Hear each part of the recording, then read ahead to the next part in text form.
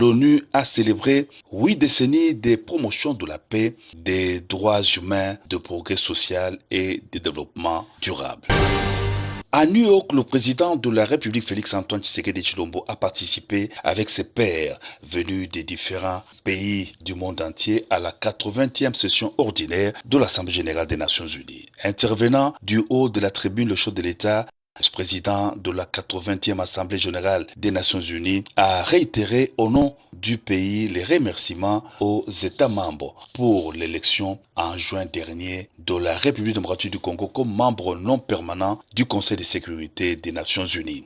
Le président de la République a rassuré sur la participation résolument constructive et holistique de la RDC s'articulant autour de 2 priorités, paix et sécurité d'une part et prévention des résolutions des conflits d'autre part. Le président de la République a stigmatisé la rhétorique guerrière qui regagne du terrain à travers le monde et l'on assiste impuissant au retour des vieux démons, agressions armées, guerres des prédations, des ressources et des conquêtes d'espaces vitaux qui n'épargnent aucun continent. Le conflit armé qui perdure dans mon pays en est une illustration tragique, a indiqué le président de la République.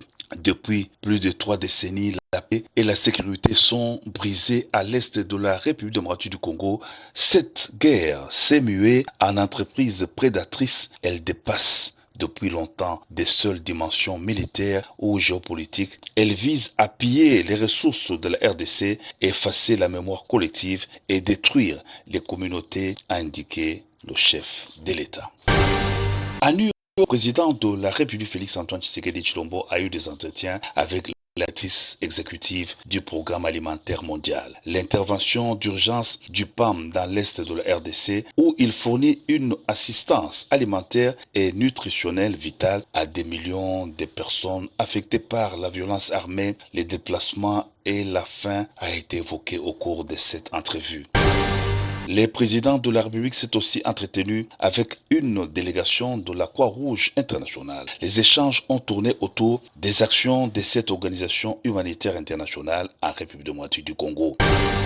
Le haut-commissaire des Nations Unies aux droits de l'homme Volker Turk a été aussi reçu par le président de la République Félix-Antoine Tshisekedi Tshilombo. Les échanges ont tourné autour de la situation sécuritaire dans l'est de la RDC. Le haut représentant des Nations Unies aux droits de l'homme a exprimé le soutien de son institution à la population congolaise dans cette phase très difficile. Toujours à New York, le président de la République Félix-Antoine Tshisekedi Tshilombo s'est aussi entretenu avec le président de la Fédération internationale de football association Gianni Infantino. Les différents projets que la FIFA a pour la RDC ont été au menu des échanges. Digitaliser la République démocratique du Congo a toujours constitué une des préoccupations majeures du président de la République Félix-Antoine Tshisekedi Tshilombo depuis son avènement à la magistrature suprême. À marge de la 80e Assemblée générale des Nations unies à New York, le chef de l'État a présidé la cérémonie de présentation du programme DRC Digital Nation 2030 aux investisseurs potentiels partenaires de la RDC. Outre l'instauration du meilleur climat des affaires, la RDC s'engage à emprunter résolument la voie de la gouvernance numérique pour une gestion publique plus transparente, plus efficace.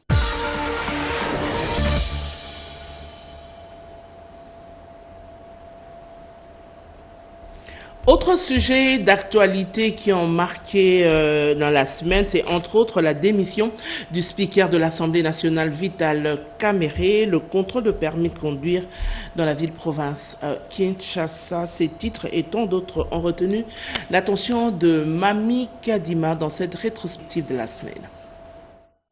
La presse a été suffisamment alimentée par des faits d'actualité durant la semaine qui s'achève.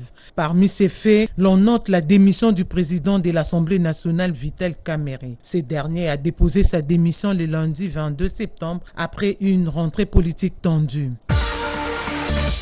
Toujours en début de semaine, les grandes artères de la capitale étaient vides. Moins de véhicules en circulation et pour cause, les lancements de l'opération de contrôle du nouveau permis de conduire biométrique dans la capitale. Sur les artères principales, notamment sur le boulevard du 30 juin, les requérants réclament plus de sites de délivrance pour l'obtention de ces précieux sésames. Les militaires des FARDC seront déployés dans les rues de Kinshasa à partir de ce lundi afin d'appuyer la police nationale dans la régulation du trafic routier et la lutte contre les embouteillages. Le gouvernement prévoit une nouvelle dotation en équipement et matériel pour améliorer les conditions de travail des agents et renforcer leur efficacité sur le terrain. Toujours durant la même semaine, le ministre congolais de la Justice a procédé le jeudi à la remise de sceaux officiels de l'État aux missions diplomatiques de la RDC à Washington et auprès des Nations Unies. Cette remise symbolique s'inscrit dans le cadre du renforcement de la légitimité institutionnelle et de l'authenticité des actes émanant des représentations diplomatiques du pays.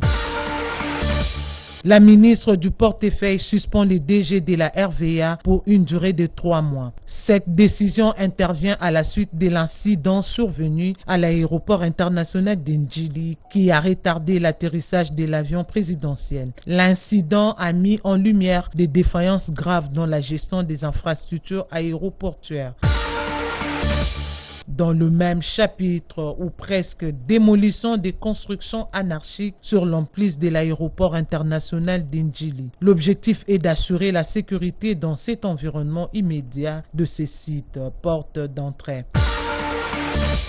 En prélude à la même conférence des gouverneurs prévue en décembre dans les Kwilu, les préparatifs s'accélèrent avec le lancement des travaux de réhabilitation des aéroports de Kikwit et Bandundu. À Kikwit, les interventions portent sur les renforcements de la piste d'atterrissage. Par contre, dans la ville de Bandundu, chef-lieu de province, il s'agit d'une reconstruction quasi intégrale de l'aéroport.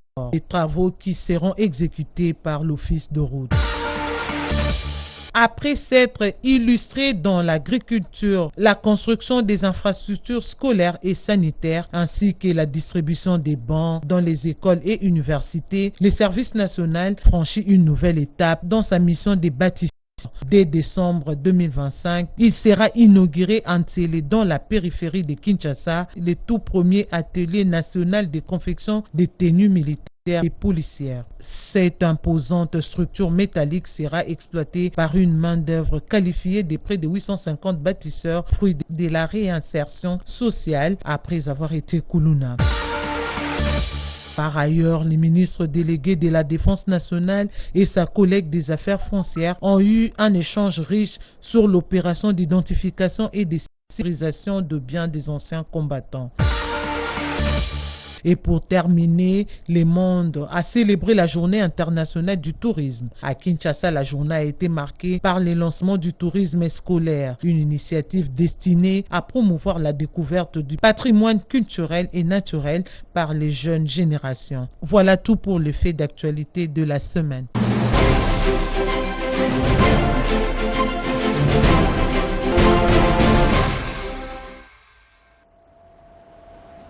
Des sites touristiques en République démocratique du Congo, on n'en parle pas très souvent. Aujourd'hui, dans le cadre de la célébration de la Journée mondiale du tourisme, célébrée hier samedi 27 septembre, nous profitons de cette occasion pour vous faire découvrir le marché des esclaves à Mwanda, dans le Congo central. Aujourd'hui, ce site est dans un état de délabrement très avancé. Nous sommes au village Sala, dans le groupement Tianfumu Vista, secteur de la mer, en plein territoire de Mwanda, dans la province du Congo central. Cet espace de plus d'1 km², qui héberge en son sein une luxuriante flore très variée, composée d'une centaine d'arbres vieux de plus d'1 siècle, porte le nom de la forêt de Voula. Mais il est mieux connu sous l'appellation des marchés des esclaves, un site historique qui est aujourd'hui aux oubliettes. Moko touristique. Donc il faut batonga musée moka minene oyeko permettre bana ya mboka. C'est une place touristique qui mérite la construction d'un musée, édifice qui permettra aux générations futures de connaître notre histoire. Bana fa ba histoire souci na ngai na zanango l'état a raisonné dans le site oyo parce que quand oyango etondi na pouvoir ils ont makambo ebele oyo ko fongola même république na biso. S'appelle mingi na chef coutumier vu qu'il y a déjà bête historique. Je salue l'initiative du grand chef coutumier qui est en train de mener ce plaidoyer touristique pour la réhabilitation des sites historiques considérés comme les cimetières de nos ancêtres. Tout le monde au Azanakata Congo a ces sites négligés qui relatent les hauts faits de l'esclavagisme au Congo et pourquoi pas Afrique regorgent de vestiges historiques et victimes d'une série de spoliations, de vols et de destructions méchantes par des inciviques. D'où ce plaidoyer pour la révalorisation de ces sites hautement historiques. Kosenga vraiment, chef de l'État ata lesika oyo. Président a une solution. Babongisa yango batonga ba mise minene. Nous sollicitons l'implication du chef de l'État pour la modernisation et la réhabilitation de ces sites qui méritent la construction d'un grand musée qui peut générer des recettes pour notre pays. Et que ça va bien. Combien de kokota awa et que sunga pe pays na biso. Place ba esclave banda ko matela. Zone nyonso ezali zone Makoko. Cette plage située au port Makoko était le lieu d'embarquement de nos ancêtres qui étaient des esclaves. Elle mérite sa révalorisation pour retracer l'histoire. Comme ça, mutu nyonso tanga uti na marché esclave na vula, ndetanga ye na port Makoko. Les bateaux accostés en plein océan pour embarquer nos ancêtres vers les Amériques. Les marchés des esclaves, situés dans la forêt de Voula, jadis site historique, aujourd'hui dans les oubliettes, mérite sa réhabilitation dans les jours à venir. Gage de voir cet espace redorer la fierté touristique de la République démocratique du Congo sur les échiquiers aussi bien africains que mondiaux.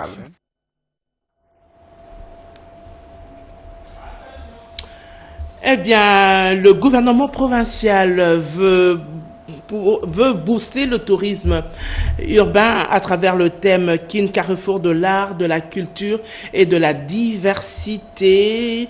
À l'occasion de la journée mondiale du tourisme, le ministre provincial Jésus Noël Tcheke en a parlé avec nos reporters.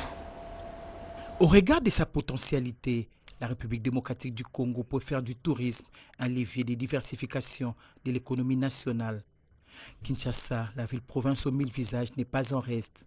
Le ministre provincial du tourisme, Jésus Noël Tcheke, compte insuffler les goûts et la culture du tourisme aux enfants à travers le tourisme scolaire, un pilier de la promotion de la destination Kinshasa. Nous voulons nous appuyer sur ces potentiels pour valoriser non seulement le tourisme mémoriel, le tourisme historique, mais mettre un accent sur tout ce qu'on peut considérer comme étant atout de la diversité culturelle de la ville de Kinshasa. Mais nous voulons également s'aimer cet esprit du tourisme en l'inculquant au niveau des enfants. Voilà pourquoi nous avions lancé les programmes provinciaux du tourisme scolaire dans la ville de Kinshasa, sous le haut patronage de son Excellence, Monsieur le Gouverneur, pour prendre en charge déjà nos enfants pour l'apprentissage du tourisme. Donc voilà pourquoi, du 26 au 28 septembre courant, nous célébrons la journée du tourisme, la journée mondiale, mais avec 3 segments. La grande particularité de cette édition, Kinshasa va présenter officiellement les tout premiers guides de la ville province de Kinshasa. En prélude de la célébration de la journée mondiale du tourisme, le décor est planté à l'Académie des Beaux-Arts pour accueillir les 3 jours de la GMT, annonce faite par Jésus Noël Tcheke pour la promotion du tourisme à Kinshasa.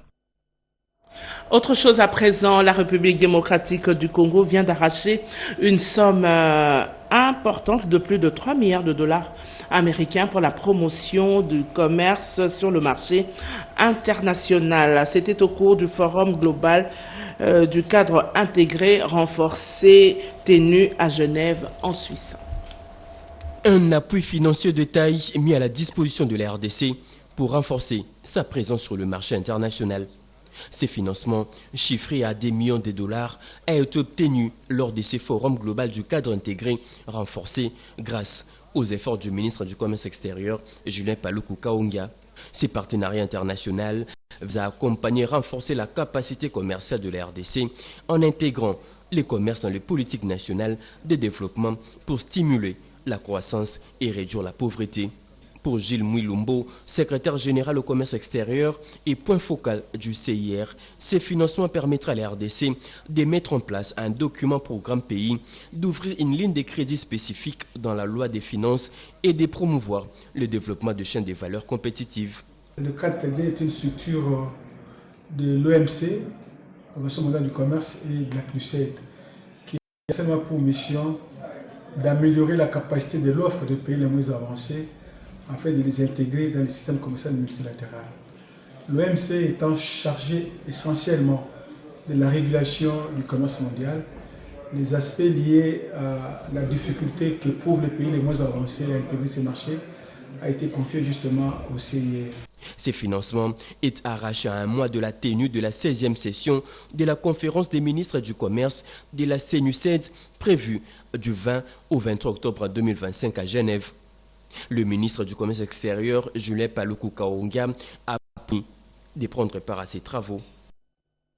Dans le Haut-Katanga et le Lualaba, où il a séjourné dernièrement, le ministre des Infrastructures et Travaux publics a inspecté plusieurs routes en chantier.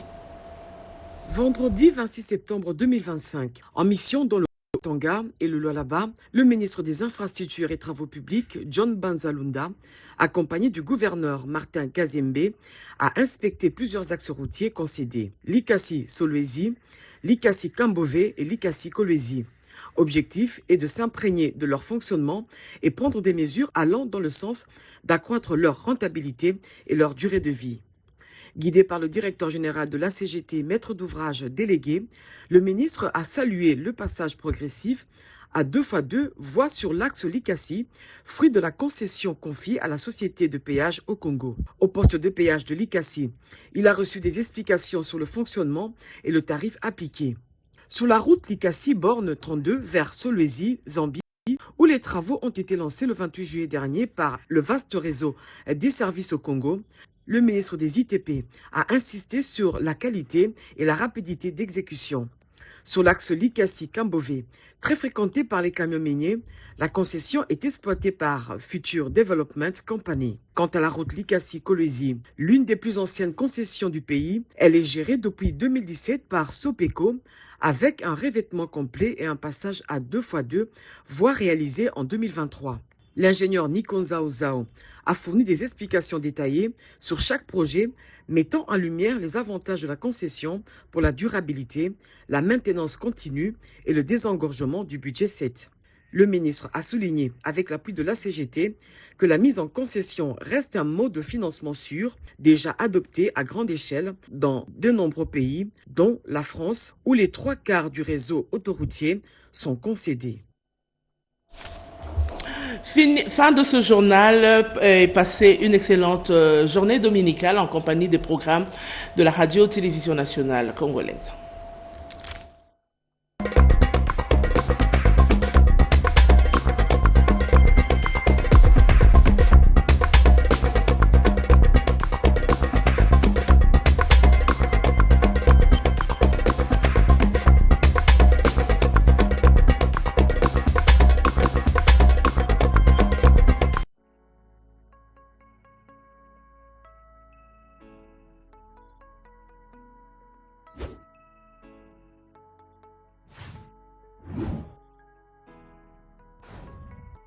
C'est quelqu'un qui était, vous savez, un peu sanguin. Il pouvait se fâcher facilement, sourire et pleurer facilement près de ceux en qui il avait confiance. Il dit, petit, figure-toi que Rochero, je parlais de Taboulei Rochero, vice-gouverneur de la ville à l'époque, Rochero me donne à moi, Malembe Tamandiak, 5 minutes pour que je choisisse entre devenir sénateur ou rien du tout. Et je lui ai répondu que 5 minutes c'était trop peu. Mais je crois que je vais dire non.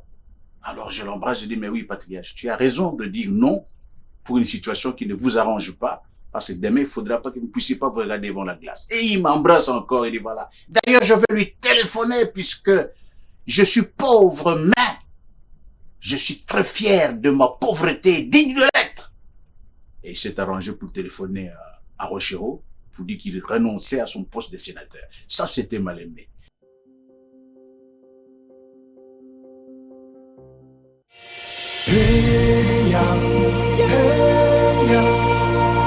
RTNC.